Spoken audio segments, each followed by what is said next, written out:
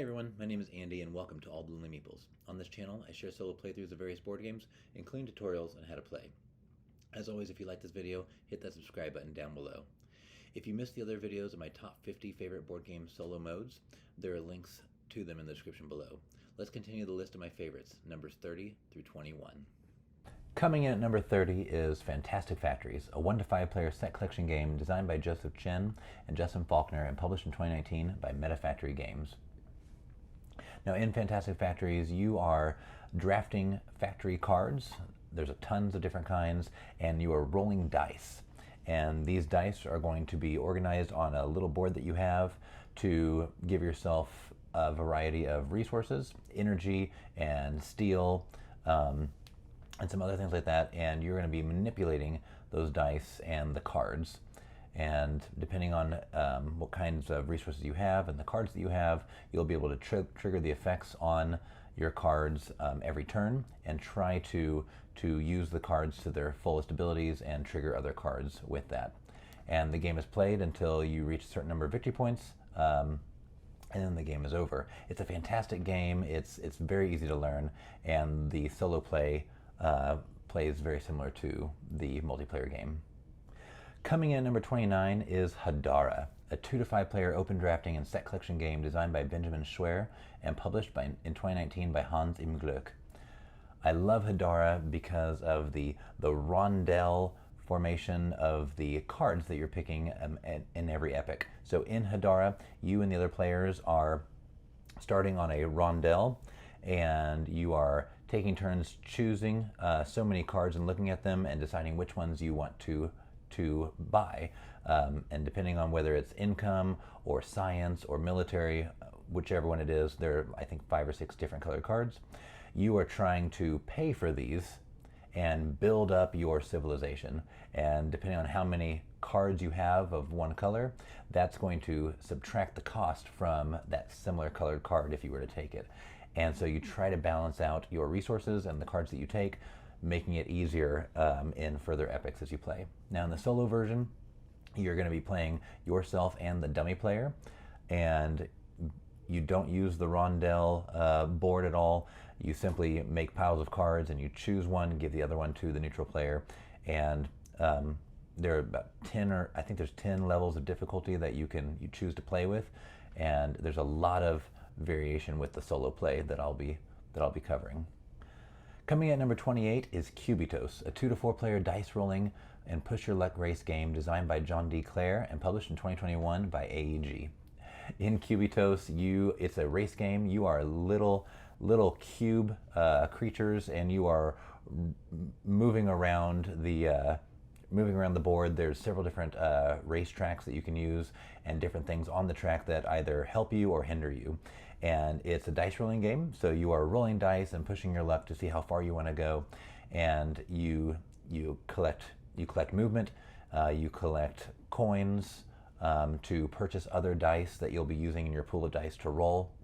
It's a fascinating game, and the solo version is actually a created one on BoardGameGeek.com, where you're going to be controlling yourself and the dummy racer, and different levels of difficulty in that game.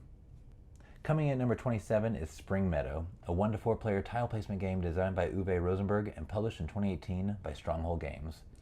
In Spring Meadow, it is another tile placement game where you have your own player board, and you're starting from the bottom, and you're attempting to take tiles, different Tetris style shapes and other more unique shapes, and you're trying to place them on your board in a way to fill up rows and move as far up as you can. The scoring in this game is very reminiscent of Uwe Rosenberg's other games. It's very unique, and so you'll be scoring 10 points per complete row starting from the bottom, and then 1 point for each of the squares in your tile of your first incomplete row. And during the game, you'll be covering groundhog holes and scoring points that way as well. It's just a fantastic game. You're able to acquire different types of rocks and boulders and such to help you build up your rows. And in the solo playthrough, it is very similar to the multiplayer game. Coming in at number 26 is Welcome to, a 1 to 100 player flip and write game designed by Benoit Turpin and published in 2018 by Blue Cocker Games and Deepwater Games. I love Welcome to. It's actually already been covered on this channel, but Welcome to is a roll and write game, or a flip and write game, where you are writing numbers on houses and you're trying to order them from in numerical order from left to right, and you're trying to accomplish objectives before the other players at the table do, and you're scoring for like pools and other features in your neighborhood, pools and parks, and while you do this, the other players are competing against you. And in the solo version, you're actually racing against one card in the deck. Once you come to it, all of your city planning objectives will flip over, and you'll lose out on those points. But it's very, very fast and fun. It's a good thinking game, and that's Welcome to. Coming in at number 25 is Overboss, a 1 to 5 player tile placement game designed by Aaron Mesborn and Kevin Russ and published in 2021 by Brotherwise Games. Overboss has that classic dungeon crawl video game type feel, where you have tiles in an open draft line, and the tiles are paired with little tokens similar to Cascadia, and you are taking the pair and you're placing it on your board, and you are trying to score points as best as possible by organizing your tiles according to certain objectives. And with Overboss, you are actually playing as a villain, and so you have special villain cards that you can activate the special ability, and they have certain special objectives that they want you to complete for extra points. And just like in Cascadia, Overboss has a way to achieve other tokens that allow you to mix and match your token and your tile to better help your strategy. In the solo game, there are varying degrees and levels of the game and objectives, similar to another game on this list, CALICO, and other games like it, where they have at the back of the booklet ways to go through and do a solo campaign. Coming in at number 24 is Savannah Park, a 1 to 4 player tile placement game designed by Michael Kiesling and Wolfgang Kramer and published in 2021 by Deep Print Games. I love Savannah Park for its simplicity, but yet it's complex thinking. In Savannah Park, you have a board with grids, and you start the game by placing all of your animals randomly on the board, and you are trying to move your animals and flip them over so that they lock in place. You're trying to organize your animals in groupings of like animals, and hopefully connecting them to little pawns, because that's going to multiply your scores and give you more points.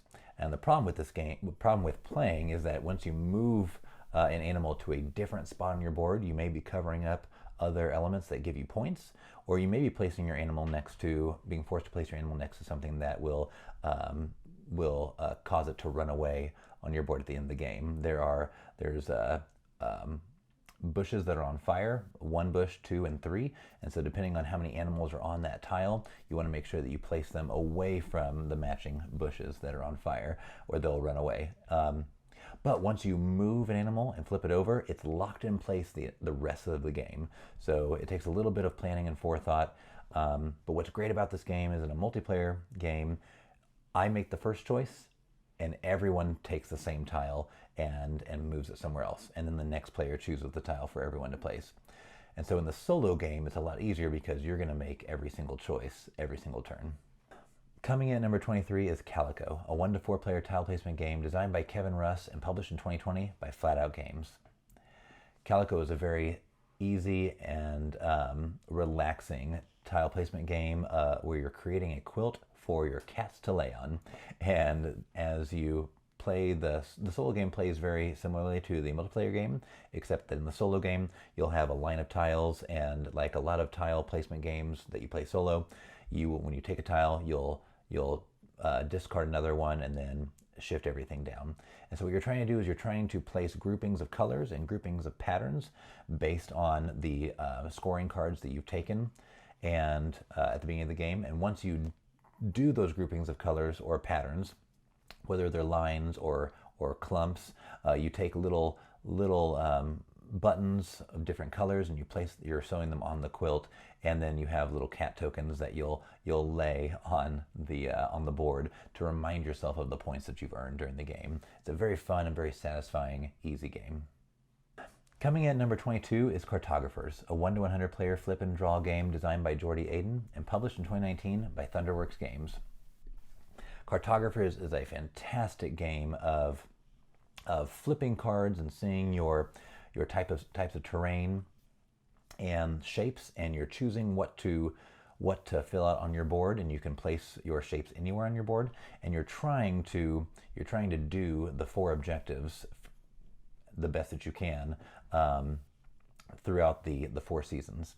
The 4 seasons are the timers in the game, and depending on how long the hourglass in the top left of each card shows, the seasons are going to vary depending on what you draw. And during the game, there are monsters that will come out and take points away from you. And in the solo game, the monsters have certain designs on their card to tell you where to place it around your board. And then you'll need to re-strategize how to fill in the spaces around those monsters to take away those negative points. Coming in at number 21 is Cartographers Heroes, a 1-to-100 player flip and draw game designed by Jordy Aiden and John Brieger and published in 2021 by Thunderworks Games. I put Cartographers Heroes right ahead of the original Cartographers game simply because the gameplay is very similar, but we have two new additions, and those are the heroes and the upgraded enemies, the monsters.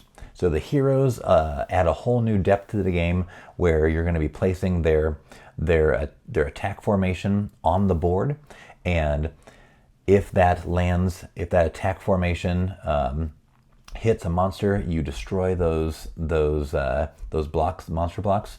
If a monster happens to land on them when they're already placed, they will get destroyed. And what I learned through several times playing is that those attack formations are not actually terrain, so you draw over them when the time comes that you need to. The other thing I love about this game are the monsters. So in Cartographers, the monsters are static, so you place them on your board and you're just trying to fill in the spaces around them to take away the negative points while still completing the objectives, whether it's A and B, B and C, C and D, or D and A. Now in Cartographers Heroes, your monsters are active, so each one does something different. I believe the zombies, you place one zombie, and at the end of the season, whenever if you have any empty spaces around the zombies multiply, and so they continue to grow. And there are others that do different things. They might destroy parts of your terrain, but I love that aspect because it just adds a little deeper thinking into the game. Thank you for joining me again for my top 50 games with solo modes, numbers 30 through 21. I look forward to seeing you at the table for my next playthrough.